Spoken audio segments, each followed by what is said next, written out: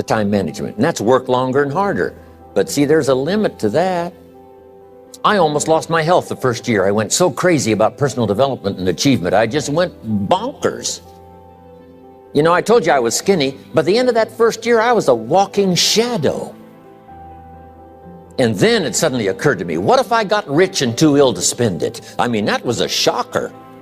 So I started, developing a little more reasonable, because I said, if 12 hours won't do it, I'll work 14. If that won't do it, I'll work 18. I mean, how many hours it takes. And sure enough, it cost me too much.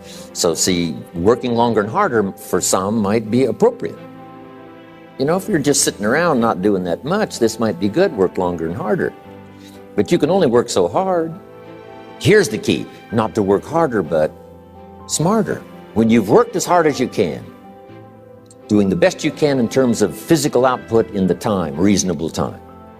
Now here's the ultimate in the management of time, and that is you simply become more skillful. When I first got into sales, I was around people that could get, 9 out of 10, 8 out of 10. And when I first started, I could only get 1 out of 10. But here's what I did. I worked around the clock, so that I would make up in numbers what I lacked in skill. That's good in sales. You got to jot that down. When you're new, you make up in numbers what you lack in skill. Now, when you become more skillful, the numbers can go down because now your persuasive ability and all of that is now so high that you don't need to put as many numbers out. But at first, if you want to compete or if you want to really get good, you've got to put in the numbers. But if you get more from yourself, develop more of yourself, now the time management becomes an easier task. Now here's the next thing. Either you run the project or it runs you. I've found out when you start something, at first you're in charge. All of a sudden, a year later, it's in charge. Some of the companies I started, I'm telling you, I'm in control. A couple of years later, I'm out of control. At first, I've got it on the run. 2 years later, it's got me on the run. Haven't got enough time. I'm dizzy with trying to get it all done. So here's part of the key, and that's to get in charge. Say, I'm going to take charge of my health. One of my albums is entitled, Take Charge of Your Life. Take charge of your time. Take charge of your resources, which we're going to talk about next. Take charge of your health. You're the one that's responsible for it. It's not a requirement of society that you not have a heart attack and take care of your family. That's not a requirement of society, but you must make it a requirement of yourself. Society doesn't require that you build a financial wall around your family nothing can get through. That's not a requirement of society. It's a requirement you impose on yourself to build a financial wall around your family nothing can get through. So impose on yourself this self-development of being in charge, taking charge of your life and your health and your future and your responsibilities and all the rest. Next, reasonable time is enough time to achieve all of your goals. Just jot that down. Reasonable time is enough time. I had to learn that. Reasonable time is enough time.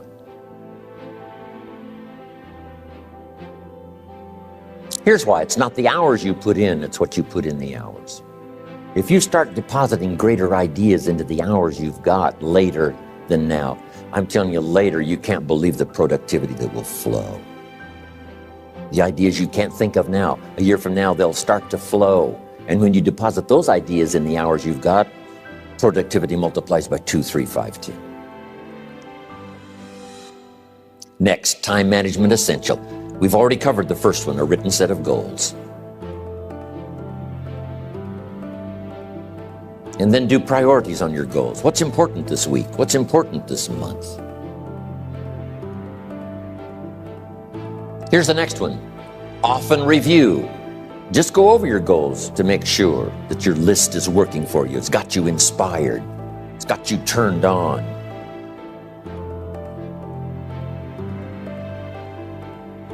Somebody says, how come you're up so early? Say, if you were headed where I'm headed, you'd be up early too. If you were going to meet who I'm going to meet, you'd be up early. If it was going to stack up for you like it's stacking up for me, you'd be getting up early. Here's some more time management essentials. Learn to study what we call majors and minors. You pick up the phone. Here's what you must say when you pick up the phone. Is this a major conversation or a minor conversation? If it's minor, a few pleasantries and you're done. If it's major, maybe you've got to make a few notes. So here's the next one. Important conversations, make an agenda before you make the call. Just jot down a little agenda. It's so easy now to just talk out of your head. Did you ever hear a conversation end like this? Let's see, there was something else. See, you don't look that swift. I can't think of it right now. I'll call you back. See, you look a little incompetent. Let's see, there was something. It escapes me right now. Really? So have you got this now? Make an agenda before you make a call if it's an important call. Now later that saves you all kinds of stuff. You call John in, the salesman, say, John, remember those 4 things we went over? He said, no, we didn't talk about that. And then you pull out your daytime or whatever, and there's the list you made when you made the call. He said, oh yes, seems like I do remember. And you've got him with your list. If it's just, salespeople especially can talk you out of what's in your head. It's true. No, we didn't talk about that.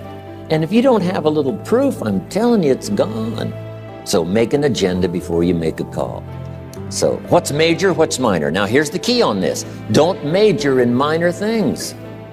If you take up major time to do minor things, I'm telling you, you'll be behind the curve constantly. Here's what we learn in sales training. What's major time and what's minor time? Here's minor time, thinking about prospects. Here's minor time, making lists of prospects. Here's minor time, keeping books on prospects.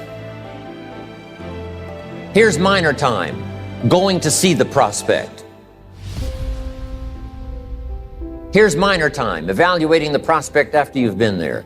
That's all minor time. Here's major time, in the presence of the prospect. That's major time.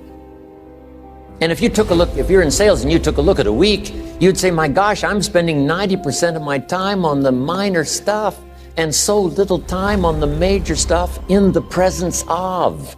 How many hours in the presence of in my day? How many hours in the presence of during my sales week? Because the time that really counts is in the presence of.